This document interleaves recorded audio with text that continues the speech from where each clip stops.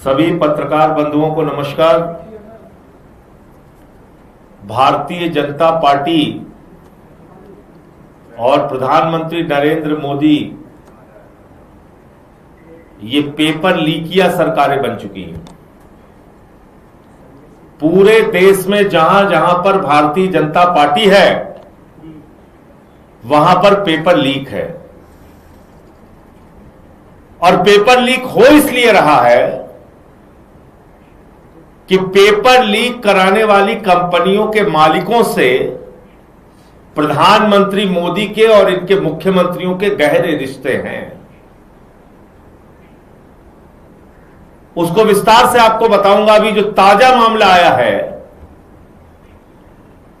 यह मामला है गुजरात आयुर्वेदिक विश्वविद्यालय का मामला, जहां पर आयुर्वेदिक विश्वविद्यालयों में परीक्षाएं चल रही हैं और वहां थर्ड ईयर में शैल्य तंत्र वन का पेपर जो है वो लीक हो गया। हजारों बच्चे गुजरात के आयुर्वेदिक विश्वविद्यालय में पढ़ते हैं, थर्ड ईयर का एग्जाम का पेपर लीक हो गया पूरे गुजरात के अंदर। विश्वविद्यालय के जितने कॉलेज हैं सारी जगहों पे पेपर लीक हो गया। और तो 2 अगस्त तक परीक्षाएं चलेंगी। अब तक कितने और पेपर लीक होंगे कहना मुश्किल है। अब जब मैं कह रहा हूं कि गुजरात के अंदर पेपर लीकिया सरकार चल रही है, वहां पेपर लीक का एक लंबा इतिहास है, तो उसका मैं कुछ उदाहरण आपको देना चाहता हूं, कैसे वहां के लाखों बच्चों का भविष्य गुजरात की भारतीय जनता पार्टी की सरकार ने बर्बाद किया है।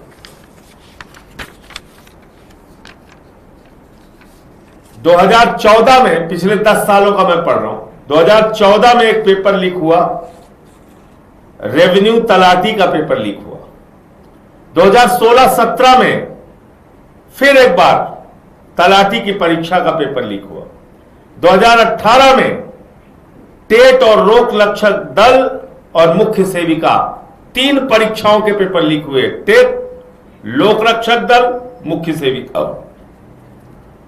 2019 में सचिवालय के अंदर क्लर्क की भर्ती का पेपर लीक हुआ। 2019-20 में जेएमसी और एएई का पेपर लीक हुआ। 2021 में सब ऑडिटर, हेड क्लर्क, एटीडी, पशुधन निरीक्षक, पीएसआई, इन सब का पेपर लीक हुआ गुजरात में। यह 2021 में हुआ। 2022 में वन रक्षक का पेपर लीक हुआ। 2023 में जूनियर क्लर्क और डमी कांड का पेपर लीक हुआ। और 2024 में ऊर्जा कांड का पेपर लीक हुआ। यह इनका इतिहास है पेपर लीक का। तो मैं आपके माध्यम से भारतीय जनता पार्टी और नरेंद्र मोदी जी से पूछना चाहता हूं, एक संस्था है एडू टेस्ट। एडू टेस्ट के जो मालिक हैं सुरेश चंद्र आर्या जी, उनके भारतीय जनता पार्टी और आरएसएस के लोगों के साथ गहरे रिश्ते हैं। और वो एडू टेस्ट नाम की जो कंपनी है वो परीक्षाओं के पेपर लीक कराती है। सिर्फ एक राज्य में नहीं, हर राज्य के अंदर परीक्षाओं के पेपर लीक कराती है। तो जब पेपर लीक कराने की घटना में वो लोग पकड़े गए तो गुजरात में उनको ब्लैक लिस्टेड कर दिया गया। ध्यान से सुनिएगा, मोदी जी की करीबी कंपनी है एडू टेस्ट कंपनी, बीजेपी के मुख्यमंत्रियों की करीबी कंपनी है एडू टेस्ट कंपनी। तो वहां उसको ब्लैकलिस्टेड कर दिया गया गुजरात के अंदर। तो मोदी जी ने कहा कोई दिक्कत नहीं, गुजरात में तुम ब्लैकलिस्टेड हो गए, तुमने पैसा कमा लिया, तुमने पेपर लीक कर दिया, तुमने नौजवानों का भविष्य बर्बाद कर दिया, अब सिर्फ गुजरात में यह काम ना करो, तुम चले जाओ बिहार। बिहार में भी पेपर लीक किया उसने। फिर बोले अच्छा यहां भी ब्लैक लिस्टेड हो गए, कोई बात नहीं, अब चले जाओ यूपी। फिर यूपी में जाके उन्होंने, इस एडू टेस्ट कंपनी ने वहां भी पुलिस भर्ती का पेपर लीक किया। तो जब मैं ये बात कहता हूं कि भारतीय जनता पार्टी के नेताओं के गहरे संबंध पेपर लीक करने वाली कंपनियों के साथ हैं, तो यह हवाई बात नहीं, इसके 1000 प्रमाण मौजूद है। इसका मतलब नौजवानों के भविष्य को बर्बाद करके माल का हिस्सा बीजेपी के पास पहुंच रहा है। नौजवानों के भविष्य को बर्बाद करके माल का हिस्सा, कमाई का हिस्सा भारतीय जनता पार्टी के नेताओं के पास पहुंच रहा है। और इसी के कारण पेपर लीक पे पेपर लीक, पेपर लीक पे पेपर लीक हो रहा है। पूरी की पूरी सरकार खड़ी हो जाती है पेपर लीक कांड में शामिल लोगों को बचाने के लिए। कल मैंने प्रधानमंत्री जी का तीसरा वीडियो देखा, फ्रेंड्स वाला। आजकल उन्होंने बहिष्कार कर दिया मीडिया का, वो समझ गए अब काम नहीं चलेगा, अब 8 बजे लाइव आने से काम नहीं चलेगा। तो उन्होंने सारी की सारी मीडिया का बहिष्कार कर दिया। रात में 12 बजे उठ के बना रहे हैं वीडियो, फिर 12:30 बजे बना रहे हैं, फिर सुबह बना रहे हैं, फिर शाम को बना रहे हैं। अभी फिर एक वीडियो आया उनका फ्रेंड्स का। तो अब की फ्रेंड्स वाले वीडियो में कह रहे हैं, मैं इस देश के छात्रों को बताना चाहता हूं, जिन लोगों ने पेपर लीक कराया वो जेल में सड़ रहे हैं। यार आप भारत के प्रधानमंत्री हो, इतना सफेद झूठ कैसे बोलते हो भाई? मुझे तो शर्म आती है प्रधानमंत्री की बात को सुन के। कह रहे हैं पेपर लीक कराने वाले जेलों में सड़ रहे हैं।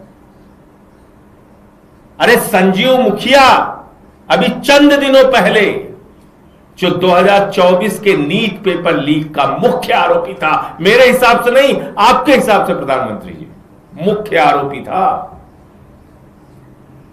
जब सीबीआई ने उसको गिरफ्तार किया था तो कहा था ये नीट पेपर लीक का मुख्य आरोपी है संजीव मुखिया।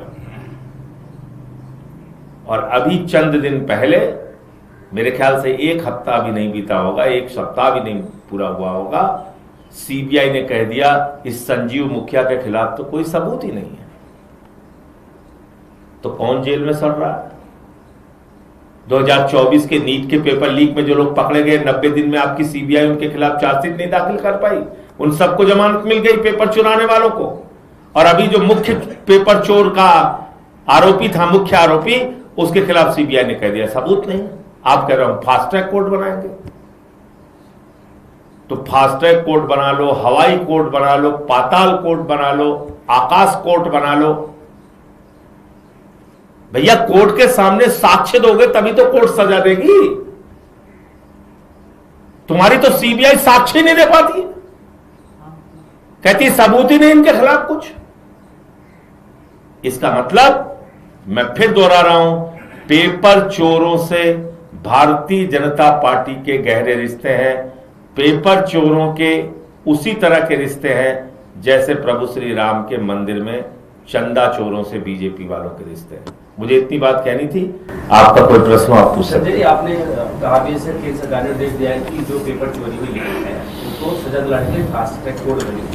दिल्ली की जो कोर्ट बनी है उसका पहला ही दिन था, लेकिन सीबीआई का वकील ही नहीं पहुंचा, सुनवाई टल गई 3 अगस्त। तो ऐसे ही आप मजाक देखेंगे ना आगे।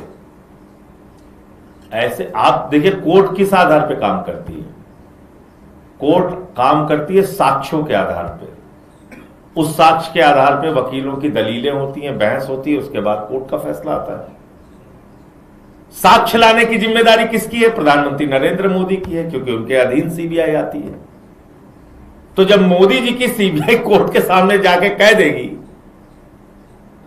कि साहब इनके खिलाफ कोई सबूत ही नहीं है, ये तो पेपर चोर है ही नहीं, तो छूट जाएंगे, बरी हो जाए। सीधी सी बात समझो ना।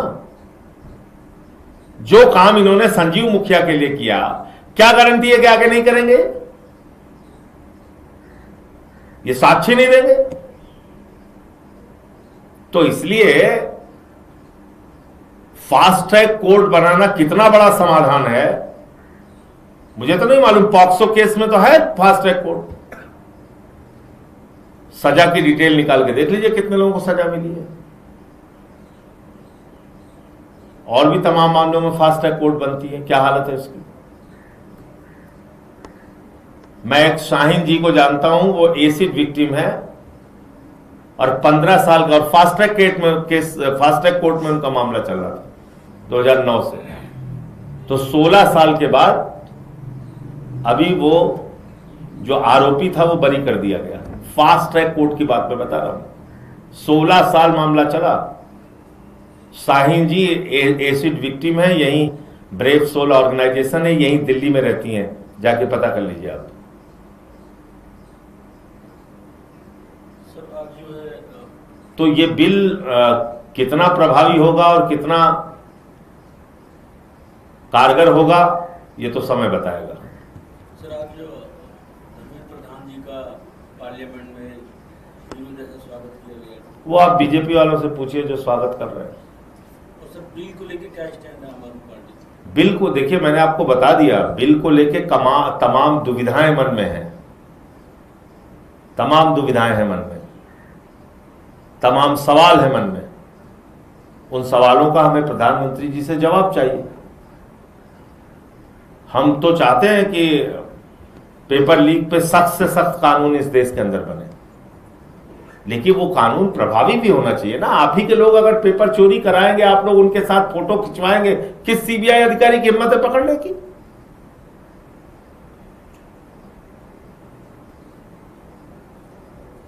एडू टेस्ट के कंपनी के मालिक की फोटो किसके किसके साथ है, निकाल के चला दीजिए अपने चैनल पे, आपको पता चल जाएगा। ब्लैक लिस्टेड कंपनी है, उसके बावजूद उसको यूपी में पुलिस भर्ती का एग्जाम कराने का ठेका दिया गया। कैसे दिया गया भाई, क्यों दिया गया?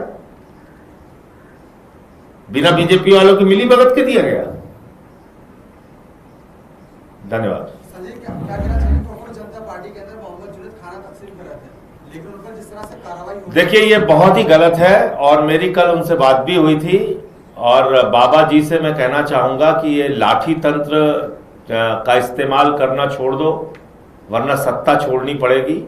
इस तरह से क्रूरता से व्यवहार नहीं करना चाहिए। और दिल्ली पुलिस को भी मैं समझाना चाहता हूं, जब समझौता हो गया सीजीपी का कि भाई कोई आप उत्पीड़न की कार्रवाई नहीं करेंगे, तो खाना बांटना कौन सा अपराध है? किस अपराध की श्रेणी में खाना बांटना आता है, जरा बता दीजिए हमें। खुद कुछ करते नहीं हो और जो दूसरों की मदद कर रहा है, कल को तुम लंगर चलाने पे डंडा चला दोगे। भाई सिख समाज के हमारे भाई बहुत सारी जगहों पे लंगर चलाते हैं, तो फिर कल को तुम लंगर चलाने पे लाठी मारोगे, ये तो ठीक नहीं है।